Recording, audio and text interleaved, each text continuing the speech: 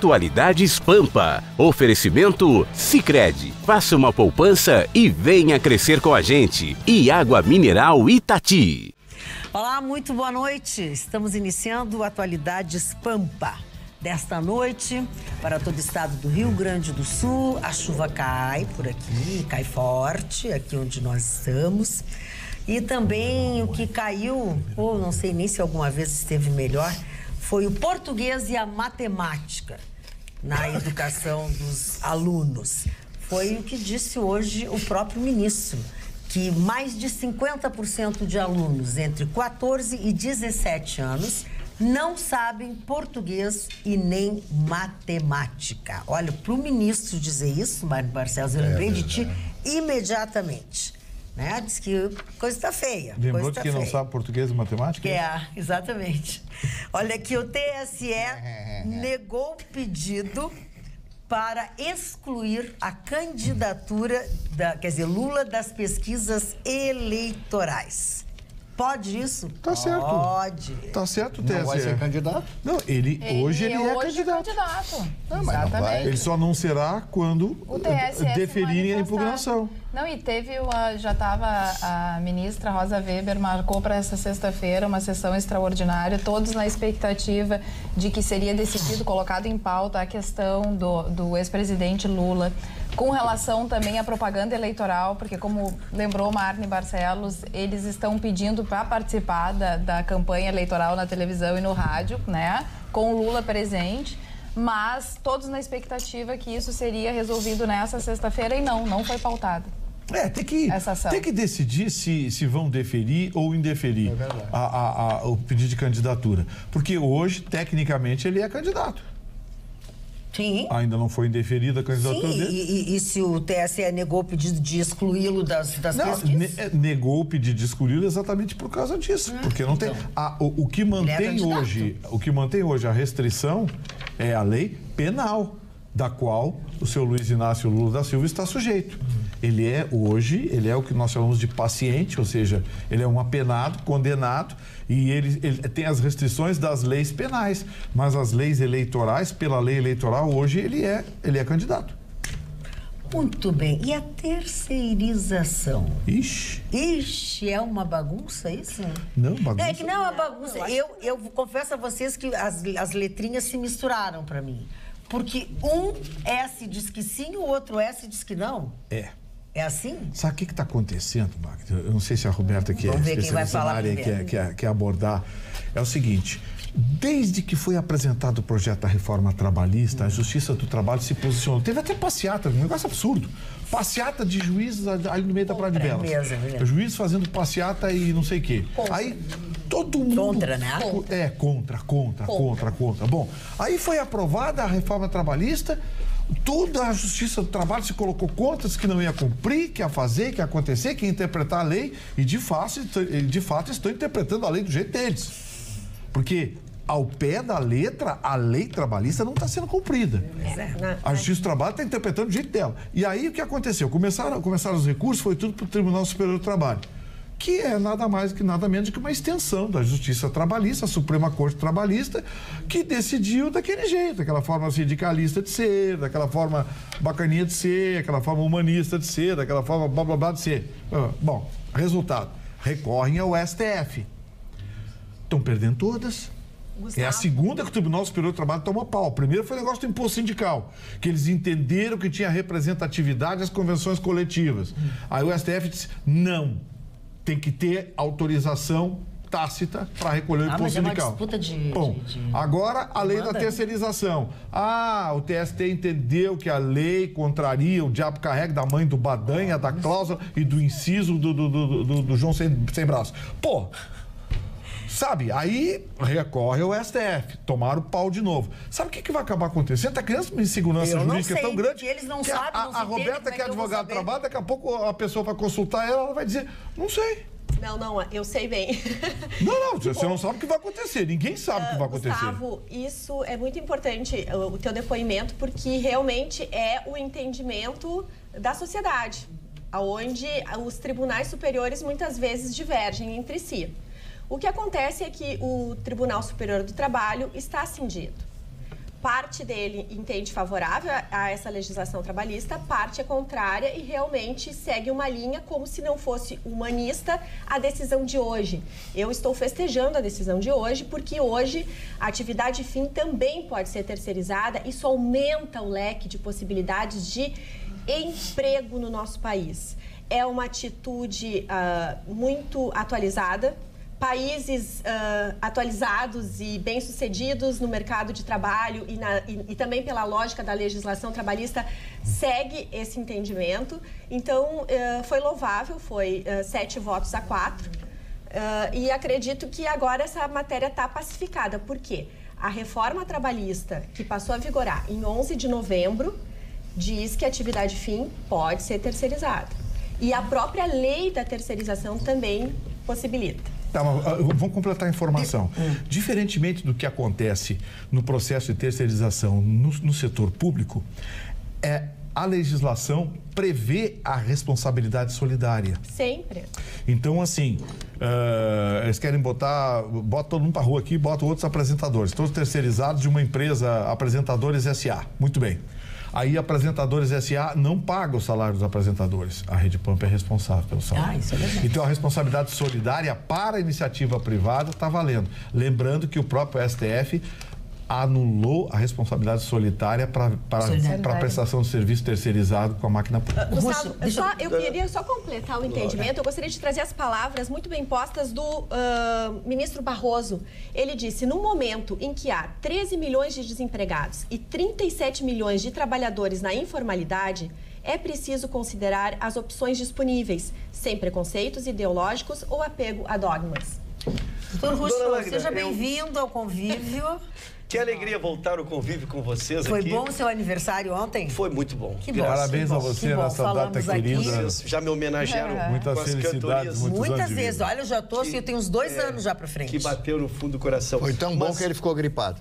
Exatamente. Mas eu estreio discordando dos meus ilustres colegas que me antecederam aqui, né? Com toda a respeitabilidade que eles me merecem. Com toda a data a respeitabilidade que eles me merecem.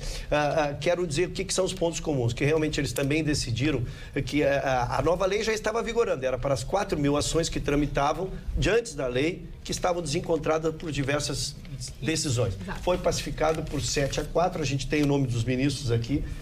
Que votaram na decisão. Segundo, não vejo que essa decisão tenha a pretensão que vocês tentam dar de que foi a melhor decisão. Não, foi 7-4, né? Com 7 ministros que concordaram com vocês e 4 ministros que concordam comigo. E vem para os meus argumentos agora. Eu pego o exemplo que o doutor Gustavo deu aqui, eu estava distraído, já preocupado com a próxima notícia, não observei. E é o exemplo que ele deu. Ele disse assim, se uma empresa vem e quer contrata uma empresa de debatedores, vem, me bota no meu lugar, paga metade do meu salário e tá ótimo. Bem, deve estar ótimo para ele. Para mim não tá ótimo. Para mim não tá justo. E não é assim que vai se dar emprego. Isso não gera emprego. Pegar e demitir ela e botar 2 pela metade do salário é denegrir o trabalhador, é fazer com que ele ganhe menos pela mesma atividade. O que nós temos que apoiar é a economia. O que nós temos que descobrir é o que nós vamos fazer com o ministro da Fazenda, com o ministro da Economia para gerar empregos. E aí nós vamos ter emprego. Agora, se a solução é quem pega 10, quem ganha 10, pagar uns 13,5 para cada um, se isso é gerar emprego, doutor, as suas convicções, os seus argumentos, do Gustavo, convencem a vocês. A mim, eu continuo discordando por questão conceitual, evidente, por questão conceitual. Só que, na verdade, é uma realidade isso, o que acontece? O exemplo foi do doutor Gustavo, eu peguei o exemplo que ele deu. O que eu só queria trazer é que, na realidade, muitas vezes, nós, dentro do métier, nos deparamos muitas vezes com pessoas que querem empreender e que, às vezes, eles sabem que, pelo custo de ser funcionário, é mais em conta tu teres a tua empresa. Enquanto empresa, tu consegues muitas vezes participar e ter acesso à possibilidade de gerar empregos também. Então, assim, é uma cadeia que se levanta. Atualmente, com 13 milhões, 12 milhões agora, com o novo índice de desempregados, as pessoas já estão fazendo isso, infelizmente. Estão dizendo, olha, eu te ofereço X para trabalhar. Não quer? Tem mais 15 que querem o teu lugar. Então, o mercado, neste momento, está passando por essa situação. Não quer dizer que mais tarde a gente não possa rever. Esse é o bonito do direito. A gente pode sentar, trazer possibilidades e rever as normas. Aí nós vamos discutir de novo, né, doutor? Nós estamos discutindo a decisão de hoje. Sim. Nós estamos discutindo a decisão. Dentro de tenho 7 ministros que votaram com a senhora aqui, com a senhora e com o meu colega Gustavo. Sim, o Celso Barroso, Melo. o Fux, o Alexandre, o Toffoli, o Guilherme, o Gilmar Mendes e o Celso Melo. Isso. E votaram contra o Fachin, a Rosa Weber, o Lewandowski e o Marco Aurélio de Mello. A Rosa Weber, inclusive, ela foi presidente aqui do nosso tribunal. Ela vem da Justiça do Trabalho, é uma juíza trabalhista, conhece bem a matéria e tem o entendimento da súmula, que era 331, que não autorizava. Mas os processos que já estão transitados em julgados, esses não serão reabertos por esse entendimento. Isso é bom deixar bem claro. Trânsito em julgado dá um assunto por encerrado. Não vale. Mas o que eu penso é assim, isso traz de volta o conceito de meritocracia. Traz de volta a disputa de mercado. Traz de volta a criação do CNPJ, que é o microempreendedor, o MEI, microempreendedor individual. Isso vai fazer o quê? Com que se repense a legislação trabalhista, porque é criminoso no Brasil um funcionário que ganha R$1.000 custar R$2.000 para a empresa. Funcionário que custa... Essa é outra discussão, né, Gustavo? Porque não vai derrubar um argumento citando outro, aí não vale. Mas não vale. Esse argumento eu concordo contigo. Eu também concordo. Mas essa lei é consequência. Mas como que não? Esse trabalhador da terceirizada não vai ter que pagar os impostos? Esse mesmo imposto? Peraí, Gustavo, não menospreza a inteligência de quem está nos assistindo. Existe o equilíbrio... Não, aí que tá, o senhor está enganado. Porque o que vai acontecer? A empresa terceirizada vai contratar via MEI, pessoa jurídica. Então, em vez de você ter uma carga tributária de 100%, você vai ter uma carga tributária de 22%. Tá, e eu vou contar, e a empresa vai contar. Deixa a Alice fazer uma pergunta. Tem uma pergunta para os nossos especialistas. Como é que vai funcionar o empregado, né, terceirizado? Ele não vai mais ter nenhum direito quando ele é demitido?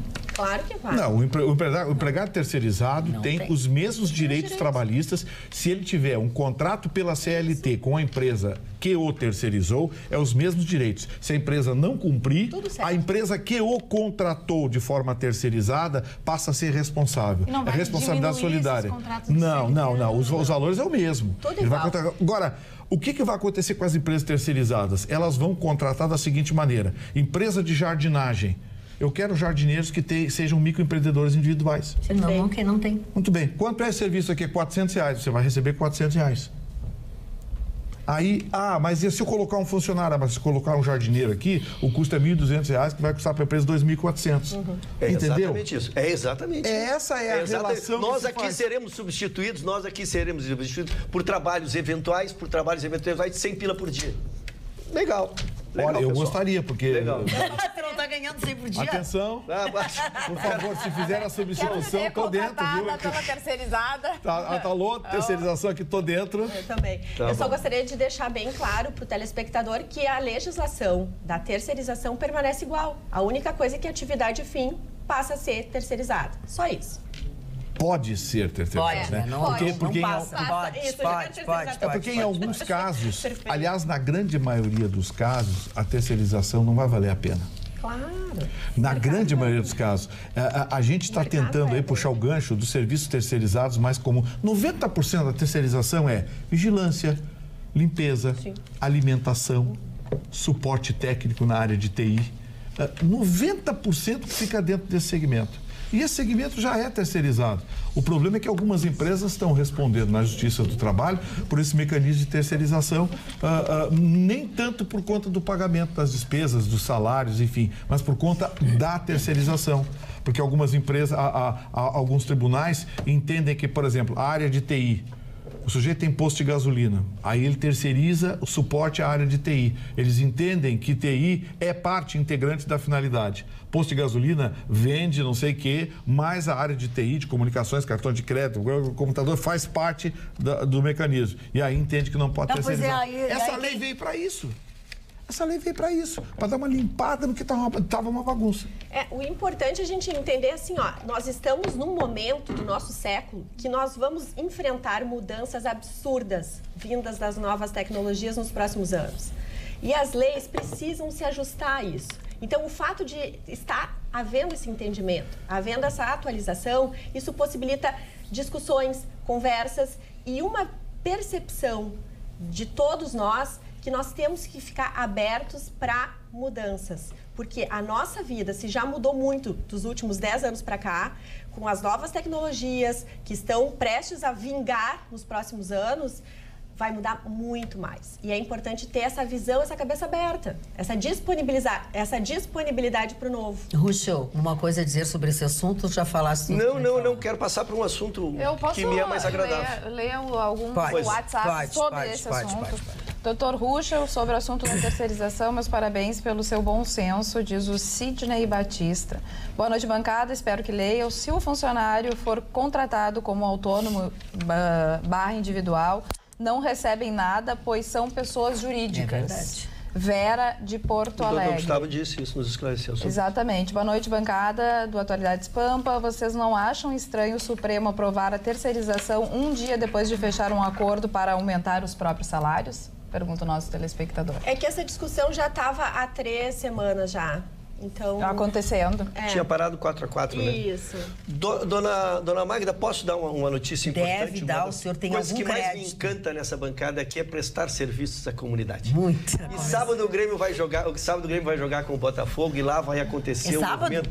Sábado, aqui na Arena, pelo Campeonato Brasileiro. Mas o jogo é o menos importante, a gente fala amanhã do jogo. É que o Róturi está fazendo um movimento lá contra a paralisia infantil. Isso é muito legal. Eu queria que todos se inteirassem da oportunidade. Quem quiser, é uma campanha que existe no mundo inteiro, se chama End Palio Now. Né? É o fim da poliomielite no mundo. Né? Então, poliomielite? Poliomielite. O Marcos Neto e o José Carlos Duarte coordenam este projeto aqui e eu queria passar aqui para que todos consultem o e-mail deles, porque ali se compra camiseta, dona Maria, quem quiser ajudar, se compra uma camiseta, pode participar no sábado do evento, vão estar vários jogadores da história do Grêmio lá, o China, o Luiz Mário, o Mazzaropi, o Baidec, personagens de jogadores campeões do mundo, vão estar lá ajudando nessa campanha tão meritória. Sim. E quando eles falaram que iam convocar os craques para participar, eu fiquei esperando. Não tinha para qual é o e-mail? Mas é o e-mail. Aí vai o e-mail, então. Não, vai o site. E-mail é outra coisa. Então, peraí, o que eu tenho então aqui? www não é site? Site. Ponto. Ai, não. Ponto. Facebook.com/. Rotary Canoas Industrial. Repete. Vamos repetir, porque repete isso é muito importante. Até eu me atrapalhei. www.facebook.com. Aí vem uma barra. .com. Rotary com Y, Canoas Industrial. Parabéns aos que estão organizando esse trabalho. Eu fiquei de divulgar e vou divulgar em outras oportunidades que tiver até sábado. Eu vou pegar esse gancho, quero parabenizar também a Luíse Tomás, que é uma estilista e que se juntou, fez parceria com o IMAMA. A gente fala sempre da causa do IMAMA, o Instituto da Mama, e elas então desenvolveram uma parceria, esse lenço que eu estou usando, a Magda também ganhou um lenço eu ganhei, eu só não coloquei, senão ia ficar as duas embrulhadas aqui. Olha, o meu tem outra cor. Ó. É uma linha exclusiva que foi desenvolvida pela Luíse Tomás e a estampa dela é de uma artista plástica, a Bianca Santini. São flores, ó, são flores, tanto no meu quanto da Carla. Muda a estampa, a cor. Muda a cor, enfim, é lindo. Ó. E é acessível, as pessoas podem ir nas lojas a partir do dia 4 de setembro. Tem um chá de lançamento e depois os lenços estarão nas lojas e toda a renda será revertida para o IMAMA. Então, nós estamos também abraçando e divulgando essa causa. Todas nós aqui. Eu só não pude colocar, porque se eu colocar nessa blusa, fica furada pro resto da vida. Não dá. Se eu tomar água, sai a água toda pela blusa. Então, aqui, ó, sensacional, bacana. A Carla conhece, inclusive, quem faz o lenço. Então, assim, ó, é um belo presente que você dá. Ou para si ou para qualquer outra pessoa, e você está contribuindo diretamente com o Instituto da Mama do Estado do Rio Grande do Sul. Celebrando os 25 anos do IMAMA. 25 anos do IMAMA. Maravilhoso. E se tiver a Roberta do lado, você vai ter possibilidade de dar mil formas diferentes de usar o lenço, né? Dar aquele toque todo especial. Querida. Obrigada. Não, achei lindo. E o trabalho da Bianca Santini tá de parabéns. Eu acho bárbaro. Uma artista plástica em ascensão, muito especial. Quem gosta de arte, dá uma olhada no trabalho dela, é bem legal. Marne Barcelos, a palavra é toda sua pelo tempo que você quiser. boa noite Boa noite a todos vocês. Ouvi com muita atenção a tergiversação dos companheiros aqui da mesa sobre o trabalho solidário, responsabilidade, líderes consorte, coisas assim. A terceirização, na minha modesta opinião, vai prejudicar o trabalhador, sim. Por quê? Quando você contrata uma empresa que terceiriza, ela vai ter que se submeter ao mandante, a empresa que contratou. E o salário vai ser diminuído, ou estou errado nessa minha consideração? Segunda consideração, eu estava vendo uma pesquisa realizada no Brasil, ultimamente, e essa pesquisa me deixou assustado. Sabe o que está acontecendo com os desempregados? 4 entre cada 10 desempregados devem aos amigos. 4, sabe por quê? Senão vão pro crime. Sabe o que está acontecendo? A pessoa, meu amigo, eu estou desempregado, me empresta 1.000, me empresta 2, me empresta 10, me empresta, sei lá, né, a quantia. Só que eles não pagam. Porque como não está trabalhando, ele não tem como pagar. Aí ele vai para o segundo amigo, para o terceiro amigo, para o quarto amigo. Então as pessoas não pagam. 4 entre 10 é um número absurdo que nós temos no Brasil. Isso aí me deixou triste hoje pela manhã, quando pela Rádio Pampa eu fiz a divulgação dessa notícia, que é uma notícia criminosa contra o povo brasileiro. Contra tudo isso que nós estamos vendo aí, contra esse desmando, contra essa brincadeira dessa eleição presidencial, porque isso aí, para mim, é uma brincadeira, tudo isso aí. É uma brincadeira, porque você não tem uma postura, você não tem proposta, você não tem absolutamente nada desses candidatos. Nenhum fala o essencial, o necessário que a população brasileira está querendo ouvir. E quando eu vejo que a pessoa tem que pedir, Vitorino, eu estou desempregado, me empresta 2, vai ser difícil, me empresta 3, aí não devolve o dinheiro, mas não vai me devolver, mas eu estou desempregado, meu irmão, como é que eu vou lhe pagar as prestações que estão atrasadas? Então eu não vejo como uma solução dada por esses postulantes à presidência da República, no sentido de que tenhamos um progresso nesse país. Um país só pode crescer através do trabalho, através do progresso, através da criação de empregos, através da labuta, da luta, o trabalho que faz o país crescer. Depois vem o capital. Essa é uma autoria não minha, do senhor Abraham Lincoln, que foi o maior presidente da história dos Estados Unidos. E eu sofri muito hoje pela manhã pensando a respeito de tudo isso. Criações miraculosas, criações fabulosas, e eu não vejo nada de prático, de legal, nem de ilegal para resolver a situação desse país. Eu estou muito triste com essa eleição, eu acompanho as eleições, acompanhei os presidentes militares, conheci o presidente João Goulart, conheci o presidente Castelo Branco, conheci o presidente Médici, conversei com o presidente Médici à sua época, eu muito jovem, muito menino, a esposa dele, a dona Cila, me ouvia na antiga Rádio Itaí, todas as noites, por isso ele me disse pessoalmente. Conheci todos esses governos, conversei com o Itamar, estive na casa do Collor, jantei na casa do Collor, todos esses presidentes. E digo para vocês, nunca vi uma situação tão grave e tão trágica como nós estamos vendo no Brasil. Quando nós temos que pedir um dinheiro emprestado para um amigo e temos vergonha porque não podemos pagar esse dinheiro. Nós falamos aqui. Olha, eu estou muito triste. As pessoas não estão conseguindo comer. Isso aí. E às vezes lata de lixo. Dinheiro emprestado para isso, para levar alguma coisa para dentro Cartão de casa. Cartão de crédito para comprar comida. Eu sei que eu estou sendo negativo, eu gostaria de dar boas notícias. Não, realista. Sabe, eu não quero ser mais realista que o próprio rei. Desculpa. Eu tenho uma informação. Eu disse aqui uma vez que mais de 1/3 dos imóveis de Porto Alegre estão irregulares, que as pessoas não conseguem colocar os imóveis nos seus nomes. É verdade. Tem uma agora, Marne, que eu descobri. Sabia que mudaram a lei do Estado aqui? Agora, vou dar um exemplo. Se o senhor perde a sua esposa, para o senhor ser dono da casa que já é sua, o senhor tem que pagar de 5% a 6% de imposto, sabia? Para passar para o seu nome? Para ficar seu único proprietário. Para ficar só no nome. Além dos custos cartoriais, alguns cartórios chegam a cobrar 2, 3 mil reais, mais o registro de imóveis, você tem que pagar o tal de TCD. A isenção agora é 36 ou 37 mil só.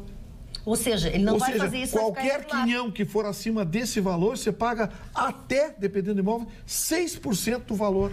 Ou seja, se o seu Mário Barcelos mora num apartamento modesto de 180 mil reais, um quarto de sala pequenininho de 180 mil reais, ele e a esposa morre, o apartamento vai para o nome dele? Ele tem que pagar. Ele tem que pagar mais de 5 mil reais só de imposto, mais cartório, vai gastar 8 mil. Ganha 2 mil de aposentadoria. Ganha 2 mil de aposentadoria. Olha o absurdo que é essa lei estadual, essa imbecilidade que foi aprovada pela Assembleia Legislativa do Estado do Rio Grande do Sul. Foi uma proposta do Executivo que a Assembleia Legislativa do Estado do Rio Grande do Sul, de forma inacreditável, aprovou. E tem deputado, tem gente pedindo voto para vocês, viu? Tem gente pedindo voto. Dá uma olhadinha na lei do ITCD, vê quem foi que votou lá, e aí dá uma olhadinha. Porque mais de 1/3 dos imóveis, e no Rio Grande do Sul inteiro deve estar muito pior, é que não tem dado estatístico oficial. Mas ninguém mais tem condição de regularizar o seu imóvel por causa desse maldito imposto que aqui no Rio Grande do Sul virou uma vigarice. Aprovado, repito, pela Assembleia Legislativa do Estado do Rio Grande do Sul. Desde janeiro de 2017, do ano passado, que está funcionando essa lei idiota. Essa é uma lei imbecil, é uma lei contra a cidadania, que traz insegurança jurídica, é uma vigarice oficial para fazer dinheiro. E foram os senhores deputados da Assembleia do Rio Grande do Sul que aprovaram essa porcaria. E o que a gente percebe é que cada vez a gente paga mais imposto, a gente tem mais tributo e tem menos retorno. Está cada vez pior. Está cada vez pior. Eu escutei hoje o Boechat falar e ele realmente foi muito incisivo e eu concordo com as palavras dele, no sentido que foi uma vergonha esse acordão que foi feito entre o Temer e alguns ministros do STF, foi assim mesmo que ele falou, foi feito um acordão e as pessoas passando fome, as pessoas com um salário que não tem dignidade nenhuma, professores, isso, aquilo, tendo que aguentar um aumento para a elite da elite, a nata da sociedade. Então, quer dizer, quanto que a gente arrecada no impostômetro? São trilhões. E quanto que é de investimento? Quanto que volta para a educação? Nada. Quanto que volta para a segurança? Não volta nada e vai voltar ainda menos. Pergunta para os dois advogados que estão do seu lado, quanto tempo leva uma ação na justiça? E a qualidade do serviço que é prestado? Não, e vai voltar menos, Gustavo, porque vai sobrar menos dinheiro para esses fins que já estão acabados. Então, o que as pessoas vão esperar de tudo isso? Aqueles que já ganham muito, que ganham acima do teto. Não existe, é uma palhaçada esse teto. Por quê? Porque não é obedecido nem pela justiça. Aqueles que ganham acima do teto querem ganhar mais e não pensam na base da pirâmide, que não ganha quase nada, que está sem emprego. As pessoas não aguentam mais. Carla, a conduta que essa própria máquina tem com o restante é a prova daquilo que eu estou dizendo aqui. O Brasil é um país socialista, as corporações tomaram conta. Nós somos socialistas, tem uma casta, que é a máquina pública, a casta, o sindicalismo, a máquina pública, a casta que tomou conta. Nós batemos recorde atrás de recorde de arrecadação. E é só déficit. Aí você vai ver. Entra lá no site do governo, a transparência, vai ver. É máquina pública. É salário, é benefício, é vantagem, é avanço, é o diabo que carrega. Esse aumento é vergonhoso. Aí você entra na justiça... Esse aumento é vergonhoso. Aí você entra na justiça, tem uma pessoa pobre, miserável aqui na Feira da Pampa, que vou entrar com uma ação, coisa e tal. Aí o juiz pede. Para dar assistência judiciária gratuita, eu quero declaração de imposto de renda do cidadão, mais o conta-cheque, mas não sei o quê. Se o cidadão ganha 3 mil reais, eu não ganho 6 mil. Dona Magda, sabe o que me chama atenção nessa matéria que está sendo discutida agora? É que além de onerar com 7 bilhões, mas é um valor assim estratosférico, né? Ele sinalizou com a possibilidade de terminar com auxílio moradia. Mas olha o que é preciso. Olha o que é preciso. Incorpora-se. Aí você acreditou que vai acabar. Mas, Gustavo, é isso que eu quero dizer, porque da ideia ele falou assim, como, não, eu te dou isso, mas eu vou ali, assino aquilo. E nós estamos imaginando, e já vamos falar de outro assunto. Não, senhores. Para tu encaminhar um projeto dessa envergadura contra a magistratura, estando metade dos deputados na Lava Jato, dependendo da decisão dos magistrados. Inclusive o próprio presidente, né? Que depois que em janeiro está na ponta da fila. Exatamente. Então a gente pergunta assim, isso foi assim, não, a gente dá aqui, mas está tirando isso como fato consumado, quando na verdade vai cair num esquecimento e não vai se falar, porque vai vir eleição agora, vai vir nova Câmara, novo Senado, e isso vai passar. Isso é o dolorido. As associações de magistrados disseram que não vão abrir mão, e o Temer pode tentar acabar na esfera federal, nos estados eles não acabam. Sabe?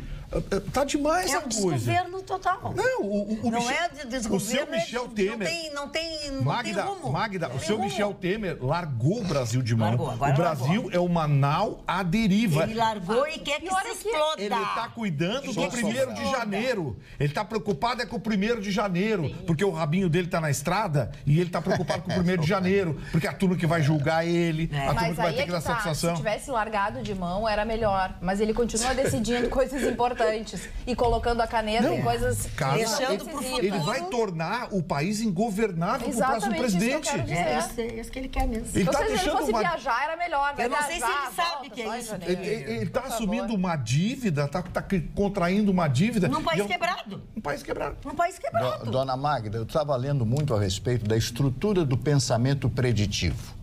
Estrutura do pensamento preditivo. O que significa isso? Intuição. Da pessoa intuir, da pessoa sentir, pressentir. Foi feito um estudo científico comprovando que existe realmente a intuição, que é formada pelo conhecimento angariado durante toda a sua vida, os seus estudos, as coisas todas, e a sua sensibilidade, o seu feeling. É uma coisa fantástica. E a minha intuição está dizendo que nós vamos ter momentos terríveis. Terríveis. Terríveis. Escrevam o que este velho homem de rádio, porque eu sou radialista, velho homem de rádio está dizendo a vocês, com o conhecimento que eu tenho de mundo, eu conheço 23 países, da África até o Oriente, conheço muitos países, falei em muitos lugares, em muitas rádios, claro, de fala portuguesa e espanhola, e conheço bem a história desse mundo e conheço todos, praticamente pessoalmente conheci todos os últimos presidentes. Nós estamos à beira, e eu disse aqui, o Vitorino sabe, e a dona Magda lembra, que nós estamos à beira de uma revolução. E não existe revolução sem sangue. Este é o meu medo, pelos meus netos e meus filhos. Só que assim, ó, sobra só para a turma de baixo. Claro. Porque os grandes estão tudo com continha numerada na Suíça. Não, já foram embora, já 2 mil foram embora. Tem sempre um jatinho à disposição ali para levar 5 milhões de dólares para fora do país. Vamos deixar a Alice falar, que a gente está muito pesado. Me deu dor de cabeça. E a venda de todos os ingressos para a 25ª edição do Porto Alegre em Cena começa nesse sábado.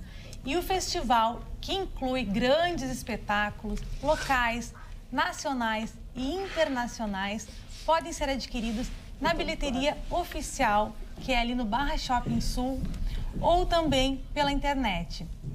E esse festival, ele inicia no dia 11 e vai até o dia 23 de setembro. E as apresentações ocorrem em diversos espaços culturais da cidade, como o Teatro São Pedro, Teatro do SESI e o Instituto Link. Os ingressos, eles variam. Instituto Ling, com um G, Link. Instituto Link. Ling. Eu achei que era chinês, né? Os ingressos, eles variam desde R$5 até R$80. Eu tô te dizendo. E tem meia entrada, estudantes, a classe artística, professores e também pessoas com mais de 60 anos. Deixa eu perguntar uma coisa pra você. Você recebeu um convite dessa gente? Os caras mandaram para release para você, alguma coisa? Não, tudo pesquisa. Tudo pesquisa, né? Legal a assessoria de imprensa do Porto Alegre em Cena, viu? O respeito que eles têm com os jornalistas. Parece que você só conhece um endereço em Porto Alegre. Depois que fazem os negócios aqui, a área cultural, e dão com a cara no poste, tem meia dúzia de pessoas, fica todo mundo com cara de bunda. É porque vocês não sabem divulgar a coisa. Aprendam a divulgar direito. Aprendam a divulgar quem tem audiência. Aprendam a divulgar quem abre espaço, tá? Seu sócio. Manda pelo menos release pra dona Alice. Não, eu tô irritado, eu tô de saco cheio. Não, tu não precisa nos dizer que tu tá irritado, a gente já percebeu. Eu que passei irritado. Eu preciso fazer um preito de gratidão. Tá, mas ela pode finalizar. Fazer um quê? O senhor permite? Fazer um quê de gratidão? Eu fazer um preito de gratidão. Eu tomei um susto. Não, eu entendi pleito. Vamos lá. E além de todos os espetáculos, esse festival também inclui debates, oficinas, aulas e também vai ter uma discussão bem interessante sobre fake news. Então, quem tiver interesse de ver a programação completa, todos os espetáculos, pode entrar no site portoalegreemcena.com. E como o Vitorino disse, né, quem quiser enviar alguma informação cultural, o meu e-mail é alice@pampa.com. Mas a dona Alice, inclusive, dando o seu e-mail. Se já gastaram todos os ingressos com os amiguinhos que não tem espaço, não tem problema. Manda pelo menos um release por uma questão de respeito. Eu posso te dizer uma coisa que é uma coisa pior ainda do que isso que tu estás dizendo? Que todos esses convites que vão para essas pessoas, para esse lado que tu diz eles que nem vai, dão bola. Eles não vão ficar plateia vazia e gente que queria do lado de fora. Já feita a lambança, vamos... Depois do lambança eu falo. Vamos lá. Pois não. Depois da lambança. Grande fase, dona Alice. Vai ficar cada vez melhor. Só o sorriso dela já mata. O sorriso dela mata. Vivendo um grande momento na bancada. Ao nosso lado, como é que não vai viver um grande momento? Mas eu vou fazer, eu vou externar a minha gratidão, dona Magda, porque ontem a senhora soube que eu estive em Convivas, com aqueles a que quero bem. E tivemos na Expo Inter um evento que era protagonizado pelo senhor Eduardo Assis e a sua querida e gentil esposa Paula. Eles têm a Fazenda Santa Terezinha lá, e nos receberam. Nós temos 2 grupos aqui em Porto Alegre, o grupo do QG e o grupo do Farroupilha. O grupo do QG é presidido pelo Borilli e o grupo do Farroupilha pelo nosso querido Dudu. Pegamos um ônibus e fomos lá com 40, 50 pessoas, fizemos um evento extremamente afetuoso, foi muito legal. Também era um encontro de vocês, era um encontro. Isso, o evento era o encontro de vocês. Exatamente, convidados pelo anfitrião, pelo casal. Do Dr. Eduardo, né, que fez essa festa. Lá tivemos um show maravilhoso do Eduardo, não é Tefo, Daniel Torres. Isso. Daniel Eduardo, Teva, e a pessoa tem que pela sua eu não sei o que vocês fazem em mim. Mas quero chegar aí, dona. Daniel Torres. O craque, o profissional, a mais linda, encantou a todos. Mas cometeu a generosidade ao final da sua apresentação, porque ele faz uma apresentação. Nos permitiu, então, que nós pegássemos o violão e fizéssemos uma música com todos os nossos amigos para homenagear o nosso anfitrião. E aí fizemos uma música do Roberto Carlos. Quem quiser dividir comigo, está em todos os meus Facebooks, né? Quantos Facebooks tu tem? São 4. Eu botei ali para que todos possam ouvir. Foi uma festa muito linda, muito querida. Me emocionei, estava num dia especial também, não podia ser diferente. Então, do fundo do coração, muito obrigado. E o que fizeram no teu aniversário? Cantaram parabéns? Fizeram tudo? Fizemos todas recebi as devidas homenagens. Que bom, né? Que bacana. Sou muito comportado, né? E é muito bonito o vídeo, porque eu recebi por WhatsApp, é muito legal mesmo, eles cantando. É muito bacana a pessoa passar o aniversário com quem a gente gosta. Não seja assim, você convidou. Coisa bem ciumenta. Você convidou-o para alguma coisa? Você montou algum evento pelo aniversário dele? Ele não conta. Os amigos dele Por que ele não conta que sábado nós fomos num evento junto, tocamos até as 4 da manhã? Ele foi dormir completamente embriagado. Ele não bebe. Ô, Borilli. Borracho. Não bebe. A polícia sabia que tu estava lá, Borilli. Dona Borilli é uma figura maravilhosa. Eu quero falar de um livro que eu ganhei, que li uns trechos hoje, que me deixou profundamente emocionado, no Nilson Ayala Queiroz, que é irmão do nosso Ayala Aris Camel.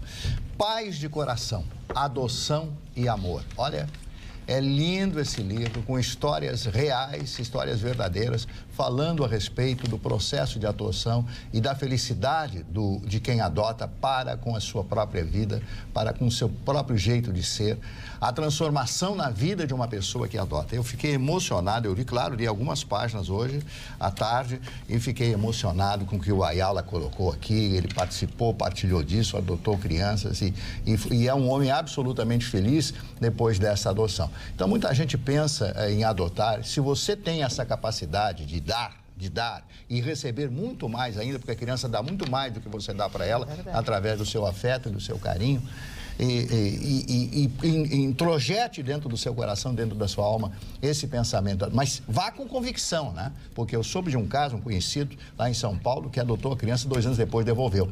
Eu nunca mais falei com ele. Porque isso é uma heresia. É um crime, ele é um criminoso. Ele, para mim, é um criminoso. Essa pessoa é criminosa. Eu quero dar meus parabéns. Paz de coração do meu amigo Nilson Ayala Queiroz. Me comoveu. Não prestou atenção. Eu gostaria de trazer uma informação que o IBGE nos trouxe, que a população idosa brasileira atualmente totaliza 23,5 milhões de pessoas. Já a ONU nos diz que 1 em cada 9 pessoas no mundo tem 60 anos ou mais. Esse estudo aponta que em 2050 haverá mais idosos do que crianças menores de 15 anos, alcançando 2 bilhões de pessoas, ou 22% da população global.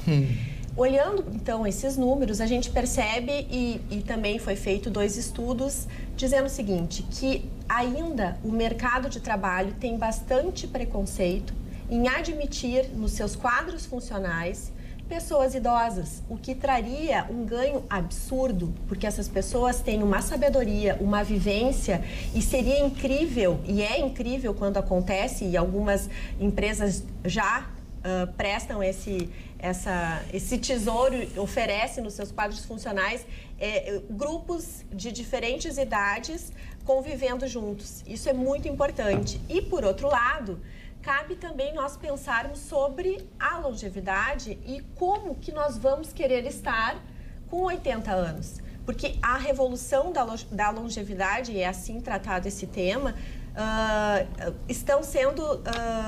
é um assunto que está sendo pensado por muitas pessoas. E o meu colega Ruxo, então, tem informações sobre isso. Nós estávamos conversando, Magda, sobre isso. Estou fazendo dobradinha. Água mole. Eu já estou vendo, estou vendo. Eu já percebi. É no campo filosófico, dona Magda. Eu não quero me furtar, do tema, não.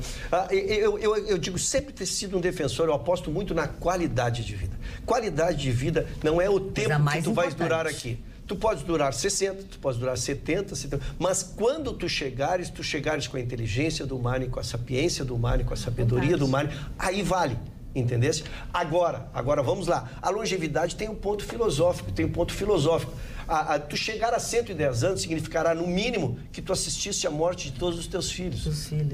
Isso vai te trazer um prazer, isso vai te dizer... Não. Então, ou tu fazes um movimento global onde todos nós vamos durar mais, ou isso é quase que uma punição.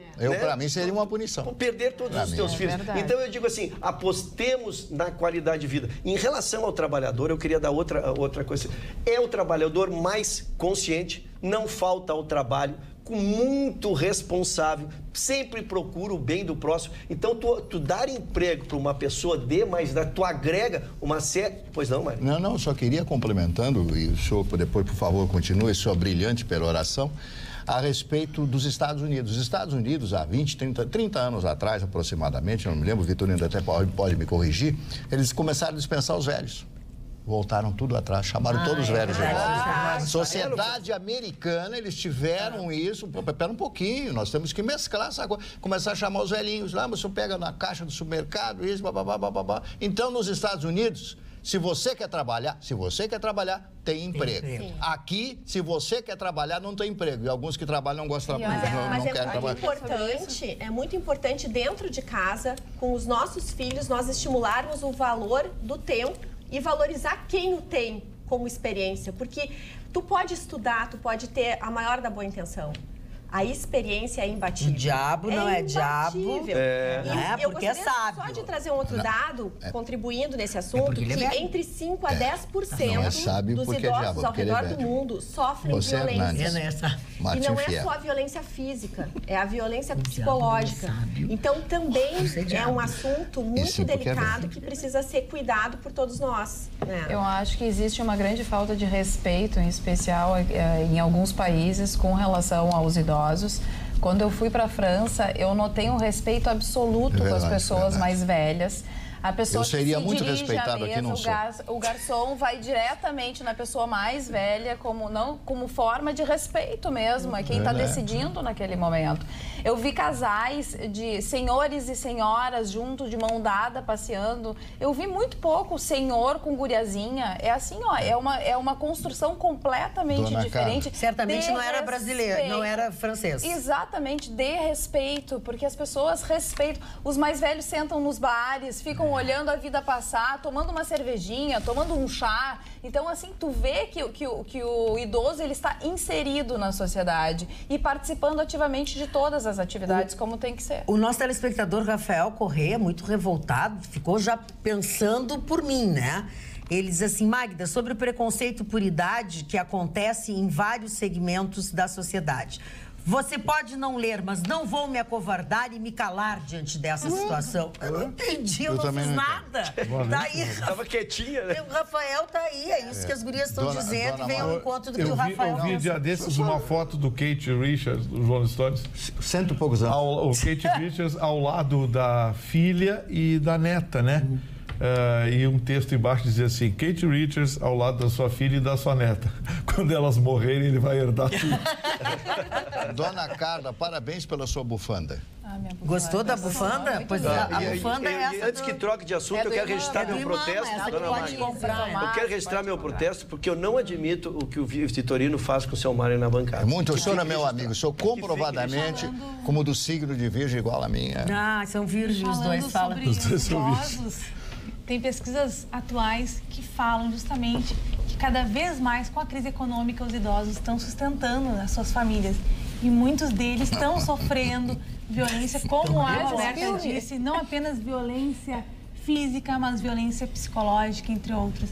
Então tem que ficar o alerta que eles também têm que fazer as denúncias. Quem desnudou esse tema foram os Lindo, Goya. Pois não? Goya. Goya? O grande Goya. A Marja desnuda. Pois não. O senhor desnudou? Quem desnudou esse tempo foram as câmeras que foram colocadas nos asilos, nas clínicas hoje, que se começou a perceber como os velhos eram maltratados, como eram agredidos, né? E aí se criou esse movimento que se estendeu hoje para as crianças também, né? Porque hoje, felizmente, são os extremos, essas câmeras são a nossa salvação. Né? E os indefesos. São os indefesos dentro de casa, as câmeras, porque muita gente também não tem opção de colocar num asilo, mas mantém os pais dentro de casa, mas também não consegue passar dentro de casa cuidando e contrata certas pessoas. E essas pessoas muitas vezes não tratam bem os idosos e acabam levando muitos pertences de dentro da casa dos idosos. Isso tem acontecido e tem acontecido com muita frequência. Eu quero ir de um extremo para o outro, agora falar da educação infantil, do ensino, que o próprio ministro disse que é uma vergonha, que as crianças realmente elas não aprendem mais nada. Saiu uma pesquisa sobre o ensino fundamental no Brasil e realmente é uma vergonha. 7 em cada 10 alunos do 3º ano do ensino fundamental têm proficiência insuficiente em matemática e português. O nível ficou em 2, eles avaliam de 0 a 9, de 0 a 3 é nível insuficiente. Eles ficaram com 2 no total, a média 2. Quer dizer, é uma situação muito crítica a que a gente está vivendo. Não, 2 é assim, é quase nada. 2 é insuficiente mesmo. De 7 a 9 é o índice de desenvolvimento de educação básica. Se a gente ainda tivesse na educação básica, tudo bem. Agora a gente está absolutamente insuficiente. Porque o que a gente precisa? A gente precisa ter crianças pensantes. Crianças que vão mudar o nosso país. E não é isso que vai acontecer. Existe uma geração aí que não vai saber ler ou não vai saber entender o que está lendo, que não vai saber nada de matemática e que vai se formando, vai passando. Sabe o que é isso? É uma situação crítica. Sabe o que é isso? Só muda quando implantarem a escola sem partido. Pois é. Porque enquanto as escolas brasileiras estiverem ideologizadas, com o professor pintando camiseta de aluno para fazer protesto político na rua... É verdade. Enquanto tiver essa imbecilidade avançar, nós vamos ter esse tipo de coisa. Olha aqui, de 0 a 3 é insuficiente, de 4 a 6 é básico e de 7 a 9 é avançado. E a média ficou em 2. O ensino no Brasil, hoje, a realidade é medíocre. Nós somos iguais, nós nos igualamos em último lugar ao Suriname. O ranking da OEA está aí, entra lá no site da OEA, procura lá, está em espanhol, vê lá o ranking da educação nos países, nós estamos juntos com o Suriname em último lugar.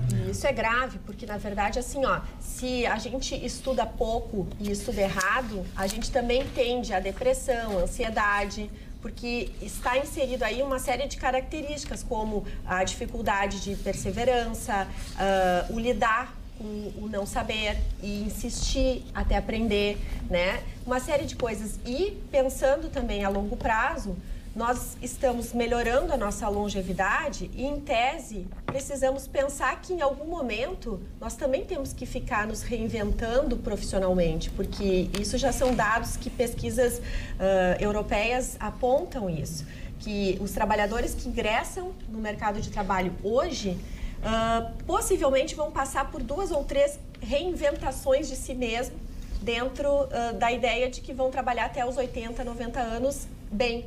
Né? Então, realmente Gustavo, é grave. Eu sou tão antigo. Deixa a Alice falar. Lógico. Não, eu só queria comentar que nós estamos quase em setembro e tem algumas escolas aqui da capital e também do estado, alguns alunos que ainda não tiveram aulas de português, por exemplo. Aula de português, quando vai terminar, não teve português durante o ano. Não precisa, dona Magda, não precisa. É um absurdo. Dona Magda, eu quero só fazer usar da minha idade aqui para dar depoimentos, né? Como caiu o estudo, eu me lembro, dona Magda. O primário de ontem era... Sabe qual é a dificuldade do aprendizado? Por exemplo, tu perde uma aula de matemática, quando começa todo um estudo, tu nunca mais vai entender. Tá? E no meu tempo, e eu só estudei em colégio público, só fui fora da faculdade, que não foi público, mas até o fim do segundo grau sempre foi colégio público. E achei que tive um nível de escolaridade. Eu ia dizer, eu também estudei em colégio público. De excelência. O que nós tínhamos? Haviam aulas de recuperação. E essas aulas de recuperação não eram simples aulas, elas tinham uma importância, porque, como ele disse, teve a primeira aula de matemática, eu não entendi, perdi aquele dia.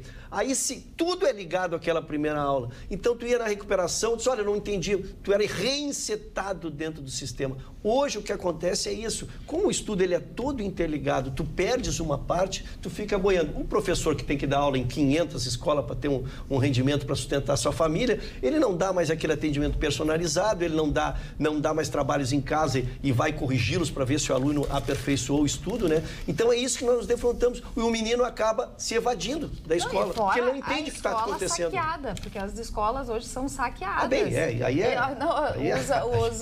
Os bandidos estão saqueando as próprias escolas das comunidades, o que não acontecia antes. Então a pouca estrutura que se tinha já não se tem mais. Tem gente que teve que fechar a porta da escola porque não tinha como continuar. Os professores com medo, além de não ter estrutura, também tem medo. Então realmente o aluno que falta o respeito com o professor, o pai e a mãe que cobram uma atitude do professor e não cobram a atitude do próprio filho. Acham que o professor tem que passar o filho porque o filho está pagando em escola particular. Então existe uma inversão de valores absoluta na nossa sociedade. Eu não sei o que aconteceu nos últimos anos, mas o negócio está indo de mal a pior.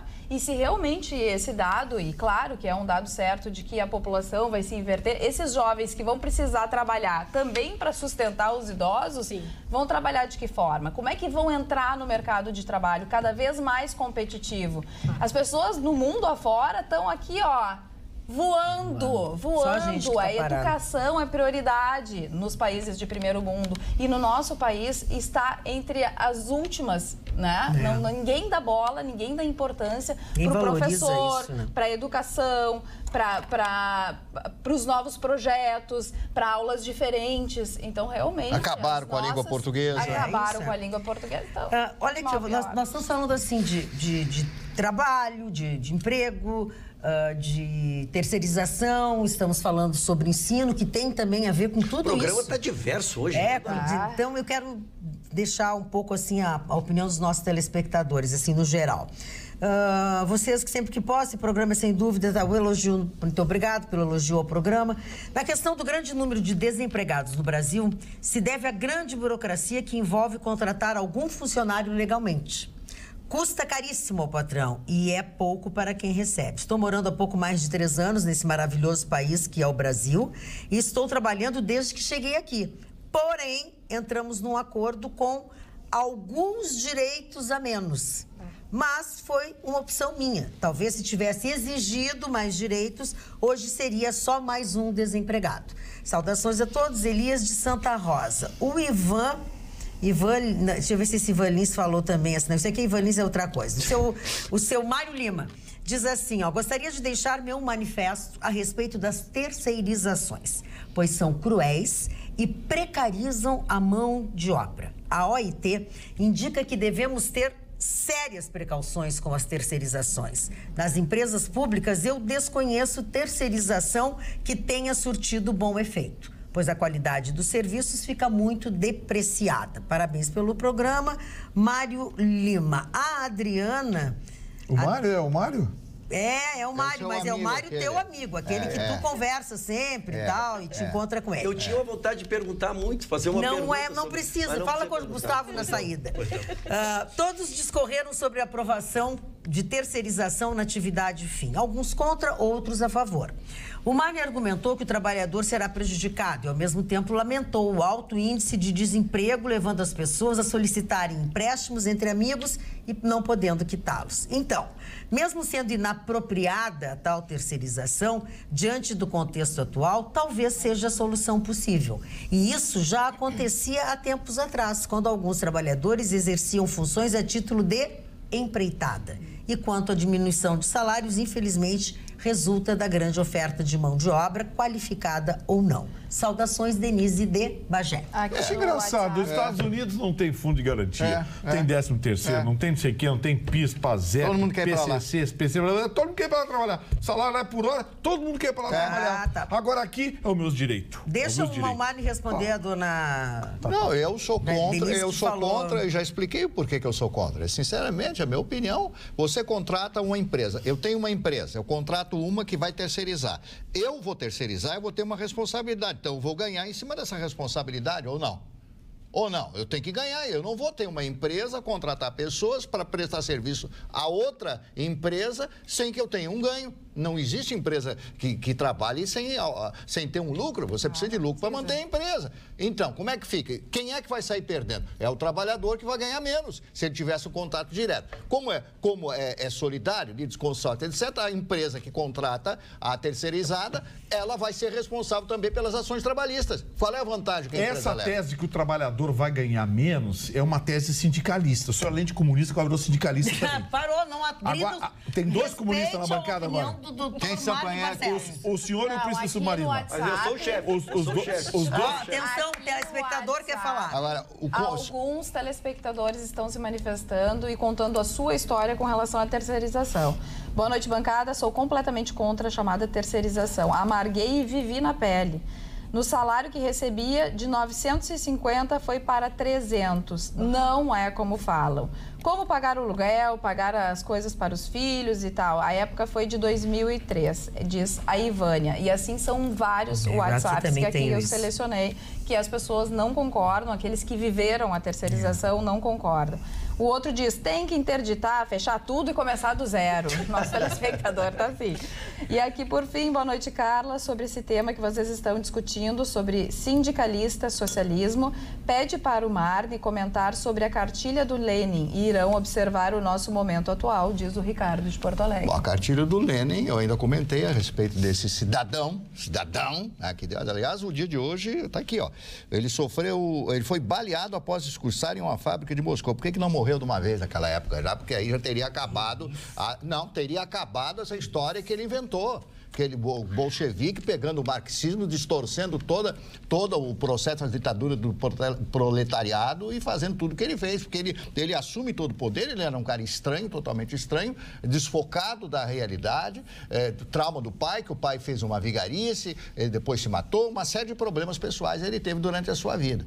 E esse cidadão, o Lenin, cujas estátuas já foram destruídas, o pensamento dele no Holodomor, desculpem, que foi o que aconteceu na Ucrânia em 1932, quando a então União Soviética rouba toda a produção de grãos, matando 7 milhões de pessoas. Tudo foi ideia dele quando coloca o Stalin. O Trotsky, que deveria ter sido o homem que sequenciaria o Lenin depois do primeiro derrame cerebral que ele teve. Esse Lenin, no momento em que vencedor da Revolução, pela fraqueza do czar Nicolau II, eles assumem o comando, os bolcheviques, que significa bolchevique a maioria, eles assumem o poder depois do fracasso da Primeira Guerra Mundial, do armistício que fizeram com a Alemanha, desmoralizado. Ele manda matar até o cozinheiro do czar.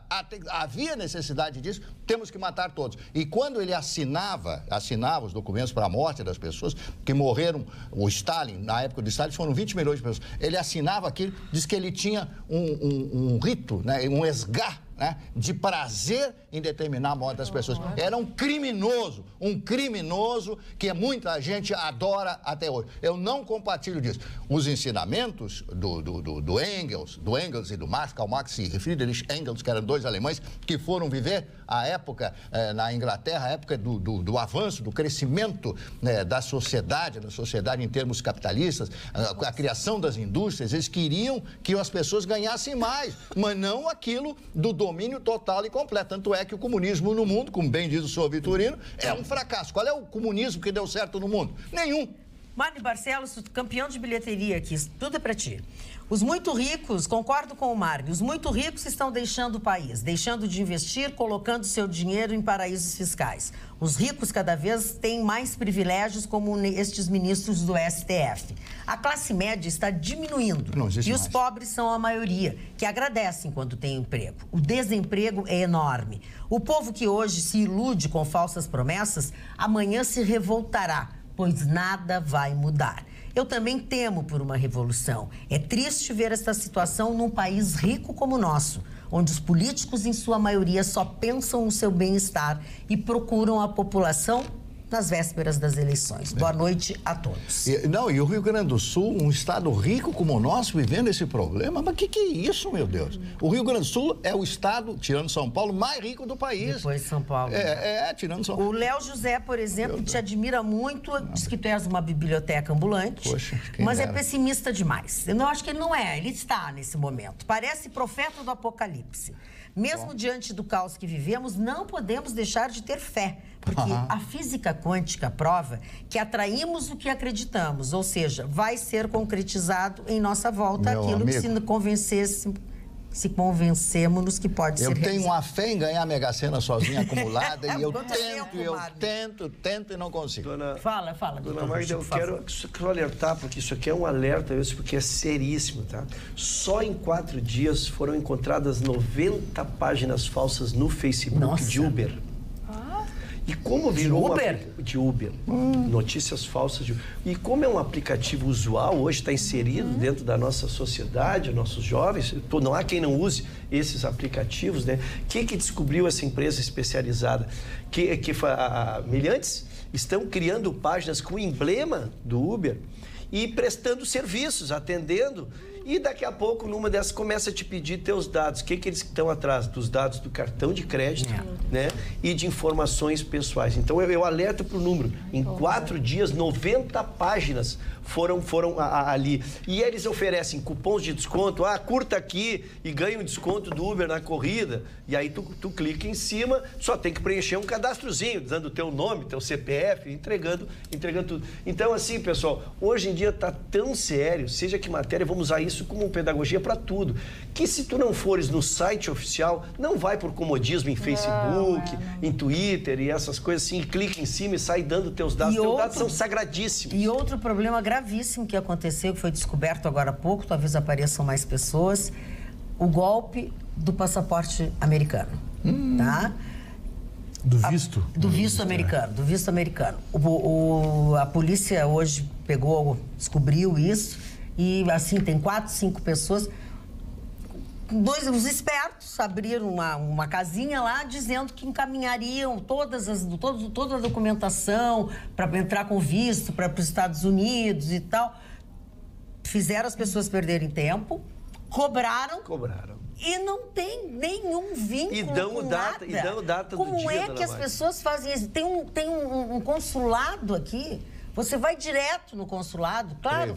Claro que tem que preencher uma documentação. Existe algumas empresas, mas empresas com CNPJ, com filial e tudo. Com endereço. Que faz isso. Normalmente são agências de turismo instaladas, que fazem esse serviço. Que prestam esse serviço, que custa, e não é nenhuma fortuna. Porque tem que ir lá fazer entrevista, é só preencher para você. Não, e assim, não pode ser. Olha, para tu conseguir o visto americano, não é possível que essas pessoas não leiam as coisas que acontecem, não assistam os programas. Porque as pessoas se projetam, elas entregam para lá, acham que está sendo... E as pessoas chegam a marcar, olha, teu visto vai ter dia tal. Então, tu faz toda aquela movimentação de viagem... Não, e outra coisa, né? A pessoa desaparece. A pessoa que hoje, ou ontem, ou amanhã, vai procurar um visto americano, não é uma pessoa... qualquer. Não é uma pessoa. Né? Porque quem quer ir para os Estados Unidos? A não ser que queira fugir para os Estados Unidos, mas aí não tem visto que não vão deixar. É verdade. Aí eu fico impressionado. Fala, desculpa. O filme As Herdeiras, que ele recebeu, né, ganhou diversos quiquitos no Festival de Cinema de Gramado. Um filme bem interessante. Isso, entre eles, o Kikito também ganhou o Kikito de melhor filme estrangeiro e chegou nessa quinta-feira nos cinemas. E esse filme, ele apresenta a história de 2 mulheres que são herdeiras de uma família rica no Paraguai, que elas vivem confortavelmente durante 30 anos, mas quando elas chegam ali na terceira idade, o dinheiro acaba. Então elas começam a vender os seus bens, os seus objetos. Uma delas acaba sendo presa por uma dívida e a outra tem que começar a trabalhar e conviver com essa nova realidade. Então ele está no cinema e só para lembrar que o filme Ferrugem, que recebeu o Kikito de melhor filme brasileiro, também está nos cinemas. E o Benzinho, que também foi bem destacado durante o Festival de Cinema de Gramado, também está em cartaz. Pois eu vou dar uma notícia triste para a senhora. Ninguém está indo ver os filmes. Estão vazios os cinemas. As pessoas têm dinheiro para o cinema, o cinema é estão caro. vazios os cinemas, é um sofrimento terrível, porque esses filmes custam caro. Fazer um filme custa caríssimo, né? Tem um que faturou 30 mil reais, 40 mil reais aí no dia. Olha, falando ainda sobre idosos, ou enfim, o Alessandro Toledo diz assim: concordo em parte sobre os mais idosos no ramo de trabalho. São maravilhosos, contribuem muito e carregam a história e causos com eles. Outros têm muitas deficiências em locomoção, dores, perdas de memória.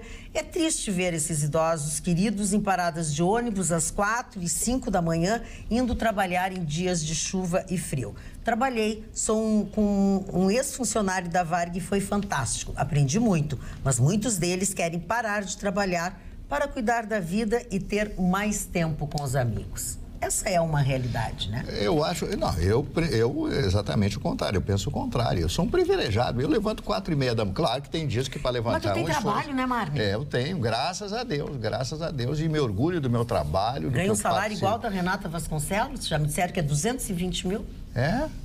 Mas ganha 2 milhões a Fátima Bernardes. Marne, você está falando de salário, mas eu vou falar uma coisa para vocês. A ideia é muito boa, porque a gente vendo aquele negócio, a gente fica sabendo qual é a opinião do Bonner e da moça lá, da Renata, qual é a opinião deles sobre a política e sobre a eleição. Tem um candidato que sempre fica atrapalhando os dois ali, mas a gente fica sabendo a opinião deles, né? Pior é que eu acho que não é deles. Olha aqui, ó. É verdade. Pior que não é deles.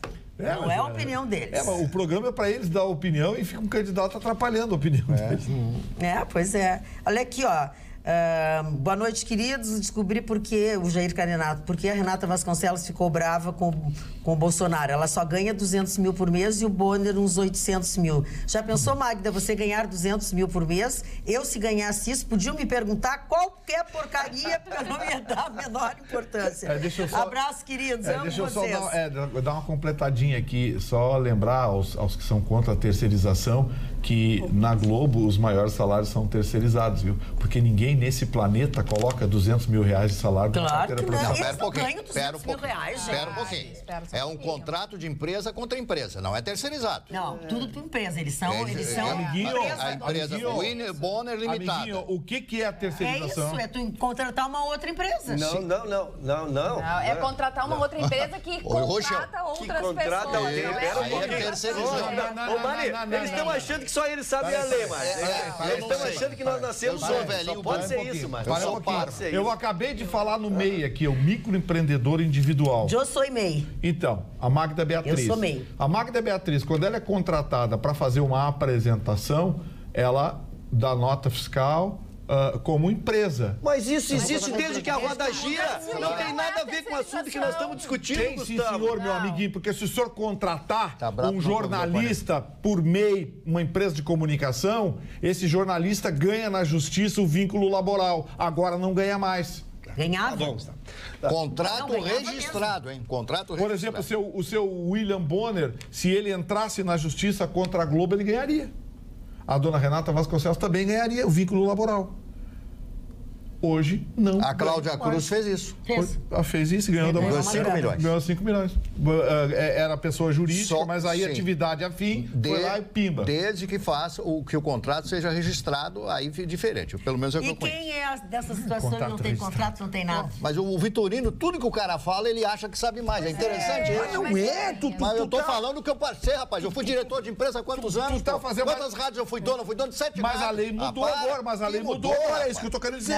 Para aí, mas sim, mas tu tá dizendo que é a mesma coisa que uma terceirização. Uma terceirização é diferente. Uma terceirização é uma empresa contrata vários apresentadores e aí... Que é responsável.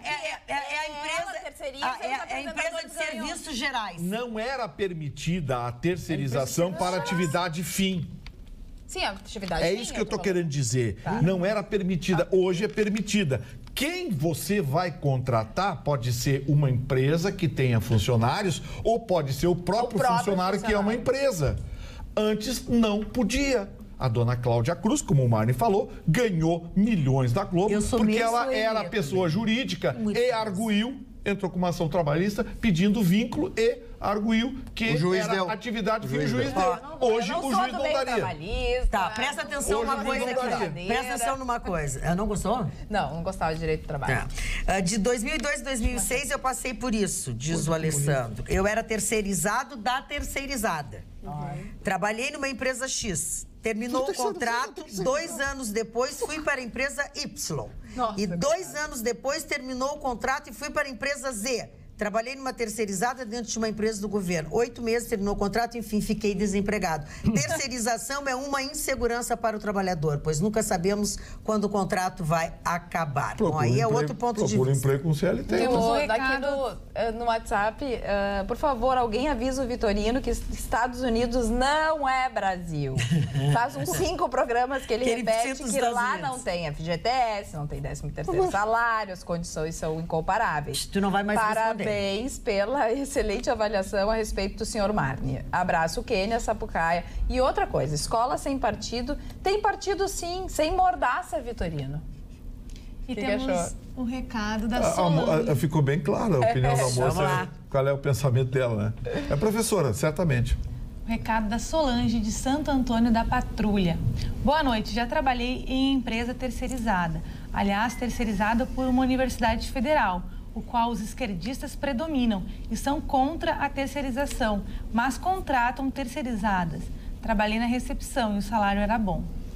A terceirização nos olhos dos outros é colírio, né? Atenção, Barcelos, por favor, da Deise Graziella, que é o nome do livro que você falou outra vez. Vamos mostrá-lo? Posso eu mesmo mostrar? Claro. Vamos mostrar. É lindo o livro. Que livro lindo. Chama Paz de Coração, de Nilson Ayala Queiroz. Vamos lá. É aqui? Vamos lá. Esse aqui, ó. Lindo livro, lindo livro. Esse é o livro. Vitorino devia ler. Aí, ó. Como é o nome do livro? Paz de Coração. País de Coração. Paz. Ai, meu Deus. Paz. O assunto é adoção. Paz. Ah, sim. Pensei que era país. E a Magda sou eu, né? É. A Magda sou eu. Agora imagina o Vitorino adotando, hein? Histórias reais de como a adoção. Presta atenção. Presta atenção no serviço. Histórias reais de como a adoção mais amor podem transformar vidas. Já pensou o Vitorino adotando, dando liçãozinha, Coitado se levando pra escola? Não, seria maravilhoso. Eu tô procurando aí. Você quer adotar uma moça bonita? Parou? Sim, 25 anos, 24. Vamos voltar ao ensino. É falta de respeito. Mas que barbaridade, dona Magda. Não posso fazer nada. Eu tô preocupado com as pessoas. Dona Magda, eu quero que falar na com o França, presidente. Chegou aquela da direita. Deu uma declaração ufanista que eu não posso concordar com ela, porque sou um fã das Forças Armadas, né? Acho que é o último esteio que nos sobra. Verdade. E tenho muito medo, como eu disse, dessa prolongada invasão do Exército lá no Rio de Janeiro, porque como os soldados também estão inseridos num baixo salário, começa a ficar muito tempo lá, o tráfico também, daqui a pouco quando tu vê, tá tudo misturado. Então o Exército ele tem que vir e fazer operações pontuais, né? Resolver e não fazer trabalho de longo. Mas o Temer nos apontou lá o balanço dos primeiros 6 meses. Ele disse uma coisa na qual eu concordo, que os primeiros 2 meses é de implantação, saber logística, onde é que almoça, onde é que fica, quem vai ser, começar a demarcar os morros lá, e que a operação completado 4 meses teria sido índices extraordinários. E eu fui ler os índices, dona Magda, são realmente assim, são constrangedores, porque nós sabemos que a verba é 1 bilhão e 200 milhões injetados lá para tentar. Aí tu vê assim 35 mortes. Né? 35 mortes, eu não quero fazer cálculo de custo, eu não quero fazer cálculo de uma operação de trazer todo o Exército Nacional com a sua respeitabilidade, botar lá, fazer essas operações, né? Não se tem dados assim de quadrilhas, não se tem dados de quantos traficantes presos, que tu desbaratou toda uma quadrilha, quantos foram. Então os dados ali foram superficiais, dados que não nos levaram a nada, né? E que mais me constrange e mais me torce fazem torcer para que termine essa operação no Rio, que o Exército não saia lascado ou marcado por essa intervenção que eu detei mal sucedida, né? Mas sou um torcedor. Estou torcendo para que dê certo. Eu não seco, né? Mas realmente é constrangedor. Se sair, vira bang-bang. Porque a coisa tá feia lá. Com relação Ninguém mais quer ir para lá. Tá isso, a gente não comentou aqui no programa, mas as pessoas pediram através do WhatsApp para a gente comentar sobre a declaração do Bolsonaro, voltando ao Jornal Nacional, dizendo que os militares deveriam ser vangloriados se matassem 10, 20, 30 no morro, quando entrassem no morro. Algumas pessoas, ele disse exatamente isso. Foi, eu vi. Em rede nacional. Então as pessoas estão pedindo pra gente comentar exatamente esse fato. Eu não vou comentar o fato, eu vou deixar, porque não vou entrar em declarações pessoais, porque não estamos fazendo. Mas eu quero dizer assim... Mas a declaração dele, cuidado com o contexto. Vamos separar. Eu vi a declaração dele.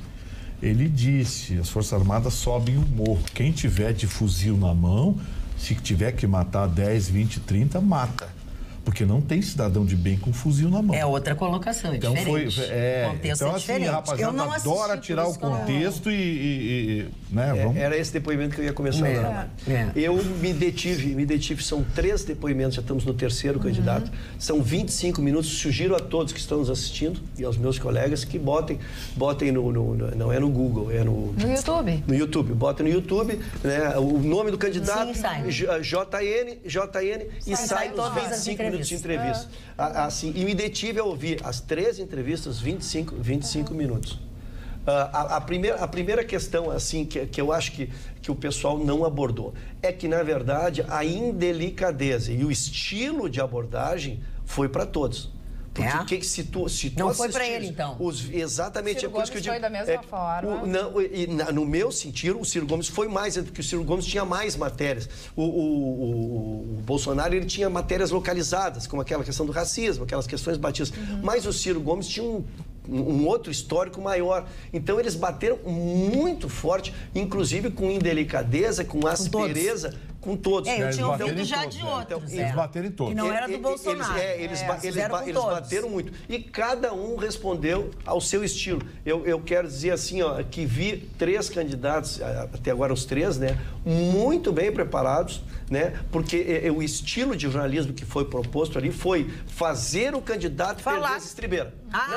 Com certeza. O estilo não era falar. Sim. Falar é esse debatezinho aí. Tu fala pra mim, eu falo pra ti, e nós vamos casar. Não, eles pegam aquele Eles pegam o teu defeito físico e apertam. E ver como tu reage. Exatamente.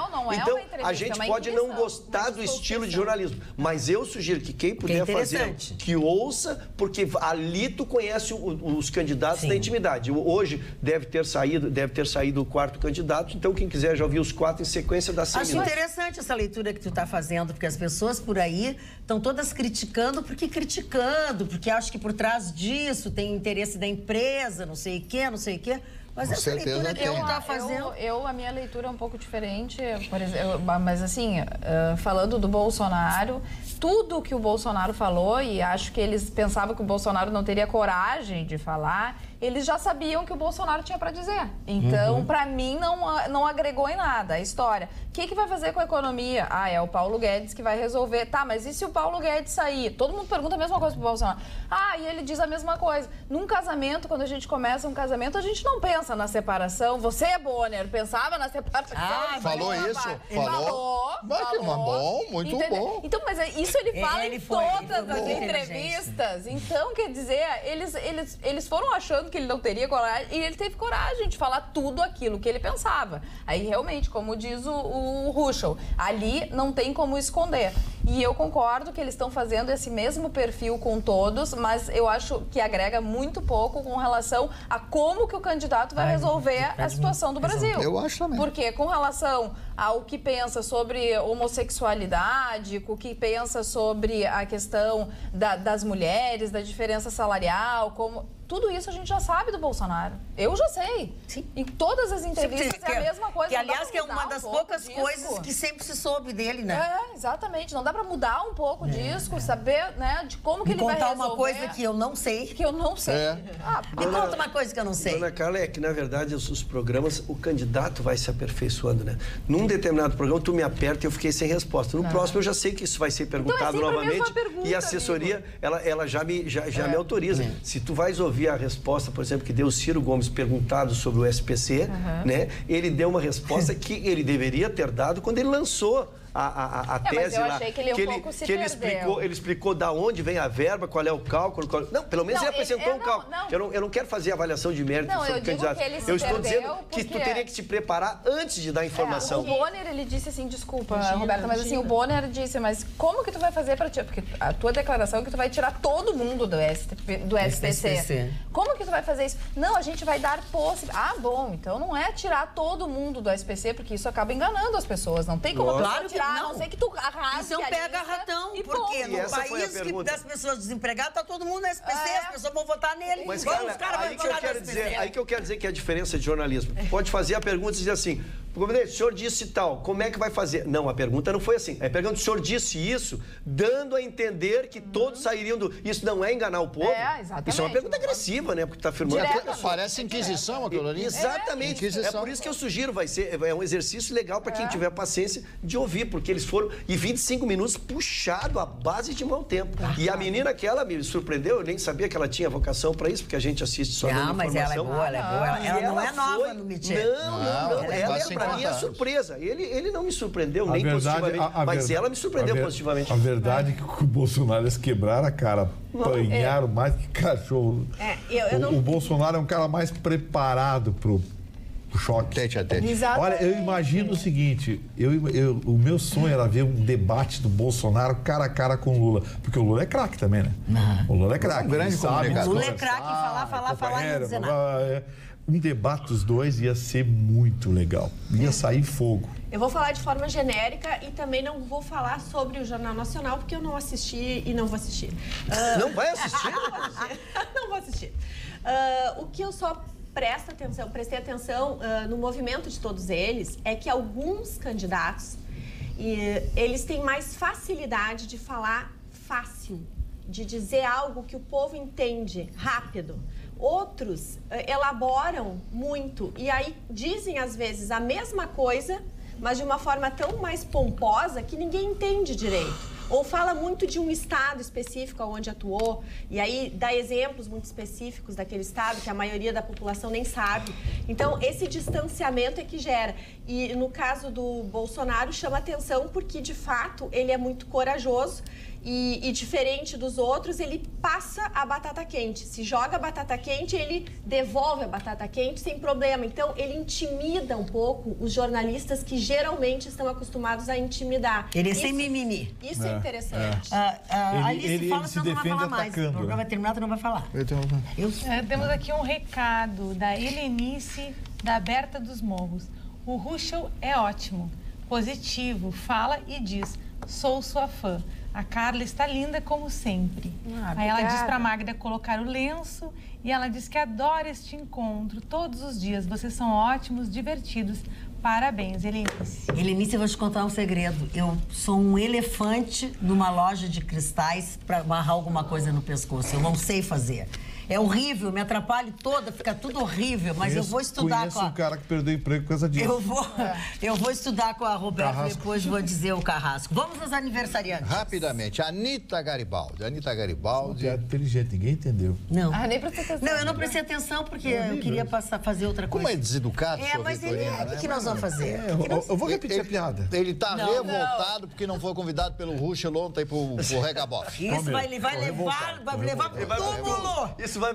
Isso vai pro túmulo. Tá bonito. Bom, Anitta Garibaldi, a heroína dos dois mundos. Não sei porquê, mas é a heroína dos dois mundos. Né? Viveu aqui, Revolução Farroupilha, depois foi para o Uruguai e de lá foram viver na Itália, onde ela morre com 27, 26 anos de idade. Ruim, né? E se você quer saber mais da Anitta Garibaldi, dê um pulinho à Laguna. Né? E no centro de Laguna tem um museu com muitas coisas e a casa onde ela viveu, a época em que estava ali, evidentemente, em Laguna. Você pode conhecer conhecer muita coisa da Anita Garibaldi em Laguna.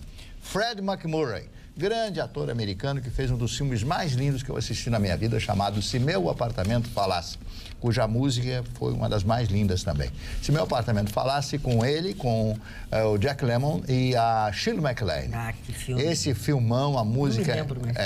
a história é o patrão que tem um caso com a ascensorista, que era ela, e que empresta o apartamento para o chefe, né, ter um relacionamento mais íntimo com a funcionária. Só que ele é apaixonado e não sabia. Um dia, ele chega lá, vê que o apartamento é ocupado, ele fica esperando e vê ela, que era a moça ascensorista, e que ele amava e era apaixonado, saindo do apartamento dele. Então, só tinha estado com o chefe. Isso, e aí ele vai galgando posições que ele começa a emprestar o apartamento para os homens casados. Essa é a história, né? Depois de Fred MacMurray, o Santiago Dantas, foi um jornalista brasileiro. Bienvenido Granda, esse o Vitorino deve ter conhecido muito. O homem do bigode, ele bigodão, né? Ele com aqueles boleirões, tá? Ele era cubano, foi ver nos Estados Unidos, aconteceu uma tragédia na vida dele, ele matou a mulher, né? Uma coisa horrorosa. Sandra Cavalcante, grande política brasileira, foi deputada pelo estado da Guanabara, à época do Carlos Lacerda. Sandra Cavalcante foi uma grande figura da política brasileira à sua época. Eu falei muito dias atrás de Warren Buffett, que hoje completa 88 anos, o grande magnata americano. 88 anos. Nelson Xavier, ator brasileiro que faleceu o ano passado, fez alguns filmes e algumas novelas realmente inesquecíveis. Márcio Greik, meu querido amigo Márcio Greik. No auge da sua carreira, ele fez músicas, hoje completa 71 anos. É impossível acreditar que perdi você e outras tantas músicas. Linda essa canção. Lembra dela? Linda, né? Sabe o que aconteceu? Ele se apaixonou por uma moça e resolveu largar a carreira. Não sei do que ele foi viver. Aí ele tinha um sítio, uma coisa, foi lá plantar, não sei o quê. Depois quis voltar, já não era mais nada, né? Tipo o ABBA, né? Que terminaram. A Cameron Diaz, né? Eu acho linda essa moça, completando hoje 46 anos de idade. São esses os aniversariantes, dona Maia. Uma pequena dica que a cantora baiana Pitty está em Porto Alegre para apresentar a turnê Matriz. Ela se apresenta nesta sexta-feira, ainda tem ingressos à venda, às 8h30, no Opinião. E no repertório vai ter músicas inéditas, algumas canções recentes e todos os grandes hits da sua carreira. Muito bem. Legal. Magda, eu queria levantar uma questão aqui. Quem está acordado... Mas levanta pouco. Quem está acordado até essa hora... Que bom para ele. Certamente vai entender o que eu estou falando. As pessoas que dormem pouco, as pessoas que leem muito, elas não se dão conta de que passam por um processo de degeneração do olho e passam a sofrer de miopia. Miopia é a doença oftalmológica da moda. Ela atinge o mundo inteiro e em alguns países chega a atingir mais de 90% da população. É assustadora, cara. A Carla, eu tô falando isso porque o meu oftalmologista, o Dr. Guilherme meu marido Dil, coincidentemente, publicou... não, ele é o marido da Carla e coincidentemente é teu oftalmo. Eu cheguei depois. Até porque a relação que a gente tem com ele é diferente. Mas que o doutor, sim, claro, ela é a esposa dele, eu sou paciente. Intimidade. O doutor Guilherme Dil, um dia desses, colocou no Facebook dados estatísticos aterradores. Ele fez um texto resumido mostrando a importância e a gravidade da doença oftalmológica da moda, que é a miopia. E aí eu resolvi ler um pouco e fui bisbilhotar na internet. Gente, é assustador. É completamente assustador. E está acontecendo com os jovens adultos. 90% na Ásia já tem miopia. Miopia. Pela mudança de comportamento, pelo uso excessivo da tecnologia, porque as crianças já não brincam mais na rua. Isso também é um grande fator. Ficam o tempo todo dentro de casa. As crianças que brincam dentro de casa... É um conjunto de fatores, né? Exatamente. Tem mais possibilidade de desenvolver miopia do que aquelas crianças que ainda brincam na rua, nos parques. Fica o alerta e isso é muito importante. Tem crianças de 10, 12 anos que tem que usar óculos. Antes a gente dizia, a gente fica velhinho, passou 35, 40, tem que começar a usar... Gente, hoje pessoas com 25, 26 anos... Que é o meu caso, tu não viu que eu comecei a usar óculos? Tem que botar óculos. A senhora ficou bonita. A senhora é por causa da noite, da boemia. Só que mas que... É pra eu poder olhar tudo que tá acontecendo. Isso, só vivia com o olho aberto, assim, mas é impressionante. Não, brincadeiras à parte, façam isso aí suas é muito revisões, sério. porque olha, você pode estar com uma miopia num processo degenerativo avançado e não sabe. Isso é uma praga que tu tá jogando? Não, parece uma praga, mas tá. Não, eu tô aconselhando as pessoas a procurar porque é tratável, você consegue estabilizar. Exatamente. Reverter não reverte, você consegue estabilizar. E a miopia é um fator de risco aumentado de glaucoma, catarata e descolamento de retina. Então, da miopia vem outras doenças. É o princípio. Fica aqui, então, o nosso recado e até a combinação de que vamos voltar a falar sobre este assunto, porque ele é importante, tem que ser bem tratado. Certamente no programa desta sexta-feira, hoje é quinta, né? Eu tô perdida, gente, desta sexta-feira. Que, aliás, o governo do estado vai pagar o salário daqueles que ganham até R$ 1.300. Beijo pra vocês, durmam bem, sonhem conosco, não vai fazer mal pra você, não. Tchau.